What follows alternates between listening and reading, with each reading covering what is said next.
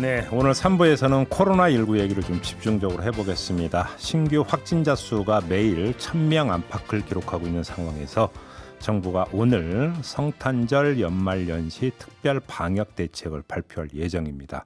3단계 마이너스 알파 아니냐 뭐 이런 언론의 전망이 나오던데요. 자, 이에 대한 여야 입장 지금부터 차례로 들어보겠습니다. 자, 먼저 여당부터 가는데요. 더불어민주당 국난 극복 K-뉴딜 위원회 방역 본부장이자 국회 보건복지위원회 여당 간사를 맡고 있는 김성주 의원 연결합니다. 나와 계시죠?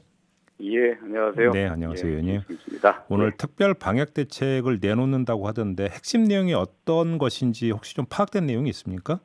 예, 어제 그 수도권 서울, 경기, 인천시가 네, 5인 이상의 사적인 모임을 금지하는 조치를 발표했는데요. 그렇죠. 네. 실질적으로 공무와 기업 활동을 제외한 모든 모임이 중지되는 것입니다. 네.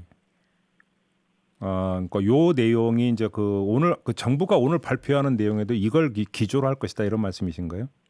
예, 이제 수도권은 23일부터 1월 3일까지 이런 강력한 조치를 취하겠다고 발표했고요. 예. 정부도 전국적으로 그와 좀 유사한 조치를 발표할지 아마 고려하고 있는 것으로 알고 있습니다. 근데 지금 수도권 세 개 광역 단체가 이제 조금 전에 말씀하신 대로 5인 이상 집합 금지 명령을 내리지 않았습니까? 근데 그럴 거면 지금 방역 당국이 3단계로 그냥 가면 되는 거 아니에요? 이런 지적도 있던데 이건 어떻게 받아들이세요?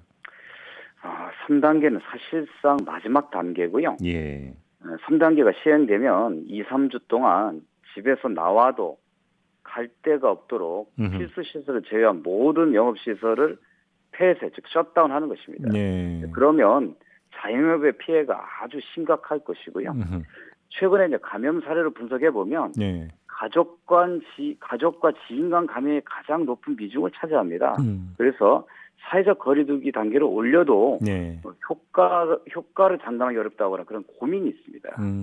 어떻게 해서든지 간에 마지막 단계에 이르지 않고 확산세를 꺾어야 한다라고 하는 절박한 상황에서 K-방역은 원래 봉쇄 없이 코로나 확산 억제에 성공한 것이 특징인데 그것은 전적으로 정부의 힘이 아니라 국민들의 자발적 참여로 인한 성과였습니다. 다시 한번 국민들에게 코로나 극복을 위해서 멈춰달라고 절박하게 호소하는 것입니다. 알겠습니다. 그런데 이제 물론 정도의 차이가 조금은 있긴 하겠지만 수도권 같은 경우만 놓고 보면 5인 이상 모임을 금지를 하면 자영업자들에게 미치는 타격은 또 역시 크지 않느냐. 그러니까 이런 어떤 상황 판단에서 그런 얘기가 나오는 것 같은데요.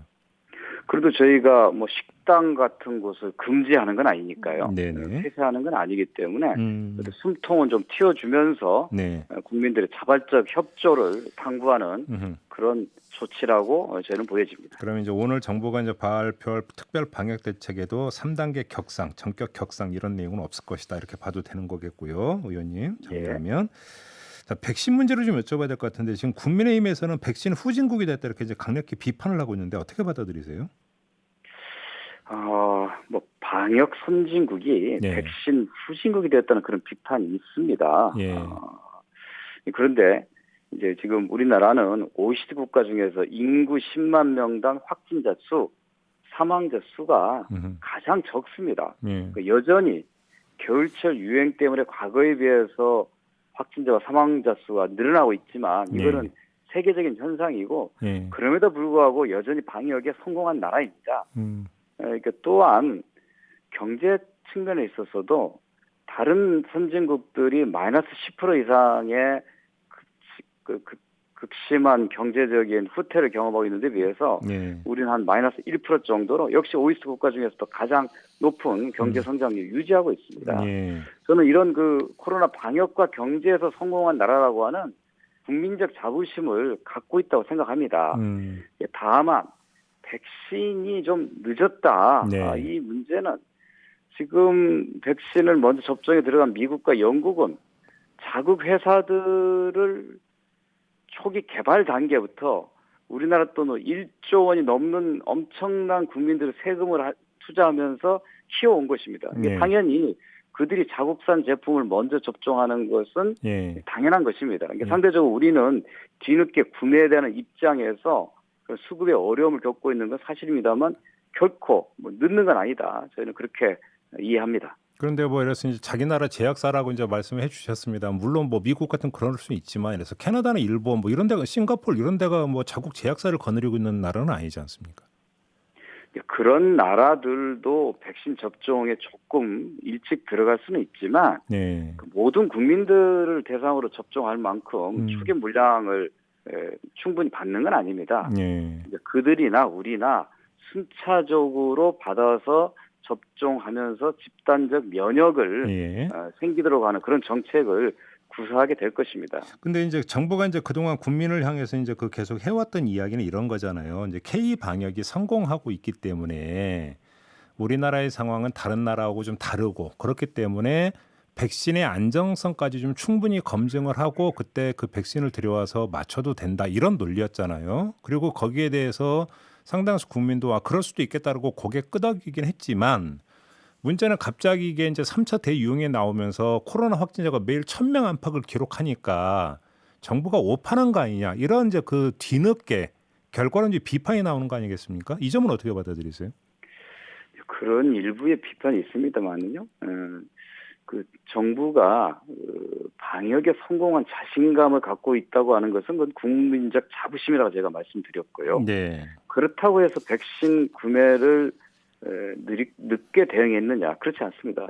지난 7월 달부터 네. 백신 구매를 위한 협상에 들어갔기 때문에 7월부터 정부 결코 결국 늦게 대응한 것은 아니다. 다만 그 조건상 개발사를 보유한 나라와 개발 단계에서 이 제품이 실패할지도 모르는 상태에서 많은 돈을 투자한 나라와 우리가 차이가 있다는 거죠. 네. 그리고 우리도 지금 백신 접종 시기를 최대한 앞당기기 위해서 온갖 노력을 다 하고 있다. 이렇게 말씀을 좀 드립니다. 그래요. 지금 오늘 이제 한 보도에 따르면 이종구 전 질병관리본부장이 그러니까 뭐 2월과 6월 두 차례에 걸쳐서 회의에서 백신의 중요성을 제안을 했는데 이게 제대로 수용이 안 됐다. 뭐 이런 지금 기사도 나왔는데 이건 어떻게 받아들이세요? 그 전체적인 부분을 보면 조금 오해가 있다고 보는데요. 네. 지금 우리나라가 치료제 개발을 하고 있는 회사가 있습니다. 치료제, 백신 말고. 정부가 여기에 국민 세금을 수백억 이상, 뭐 올해 내년 합치면 1,000억 이상을 투자를 하고 있고요.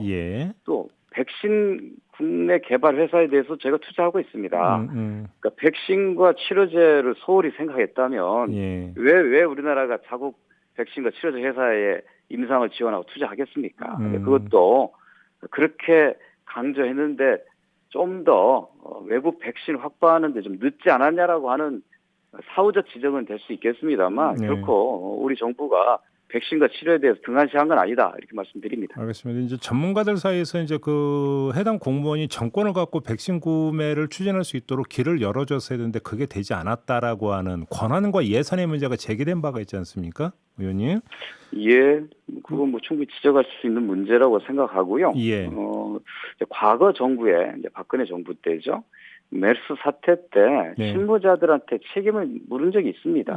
그러니까요. 그러나 지금 정부에서는 적극 행정을 강조하고 자율권을 보장하기 때문에 그런 측면이 늦어진 원인이라고 얘기하는 것은 조금 좀 다르다라고 저희는 생각을 하고 있습니다. 그렇게 보시는 거고요. 아무튼 그러면 정리를 할게요. 지금 백신 구매가 늦은 것도 아니다 이렇게 보시는 겁니까? 한마디로 정리를 하면? 지금 뭐 2월 내지 3월 이렇게 접종 예상이 되어 있고요. 저는 최대한 더 좀 당겨서 뭐 설 전 1월 내라도 접종할 수 있도록 정부가 다각적인 노력을 기울여야 된다라고 촉구하고 있습니다. 근데 지금 백신 구매 계약 도장 꽝 찍은 건 아스트라제네카 하나밖에 없지 않습니까? 또 거기에다가. 머지않아서 화이자와 얀센과도 12월 내에 계약할 거로 알고 있고요. 그다음에 1월 초에는 모더나, 그다음 현재 개발 중인 노바백스하고도 백신 협상이 진행 중에 있습니다. 알겠습니다.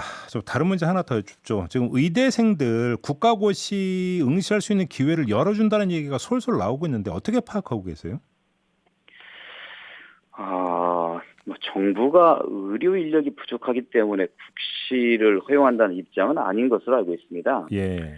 지난 8월 코로나 2차 유행 때 전공의 이들의 파업으로 인해서 국민 감정이 악화됐습니다. 더구나 의대생들이 국시 기회를 두 차례 부여했는데 불구하고 이를 거부함으로써 그런 감정이 더 좀 나빠졌는데요. 네. 뭐 일각에서 뭐 생각하는 것처럼 정부가 의대생들을 좀 이번 기회에 좀 뭐 혼내주려 하다가 네. 의료 인력이 부족하니까 국시를 허용하는 입장으로 바뀐 게 아니냐 이렇게 추측하는데요. 네. 저는 그거는 아니라고 봅니다. 그래요? 근데 최근에 의협과 복지부와의 대화가 시작되었고 또 코로나 재확산 시기를 맞아서 의대생들이 자발적으로 선별진료소의 자원봉사에 참여하는 것도 저는 높게 평가합니다.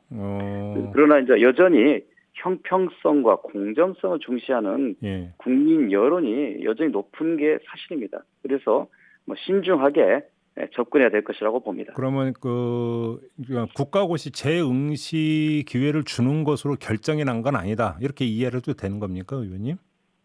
뭐 여러 가지 상황과 조건의 변화, 국민들의 여론 이런 것들을 잘 살펴볼 필요가 있다고 생각합니다. 그럼에도 불구하고 검토를 하고 있는 건 맞죠? 그럼 뭐 정부 측에서 하고 있는 거기 때문에 제가 그거에 대해서는 따로 말씀 안 드리겠습니다. 알겠습니다. 자, 말씀 여기까지 듣죠. 고맙습니다. 네, 감사합니다. 더불어민주당의 김성주 의원이었고요.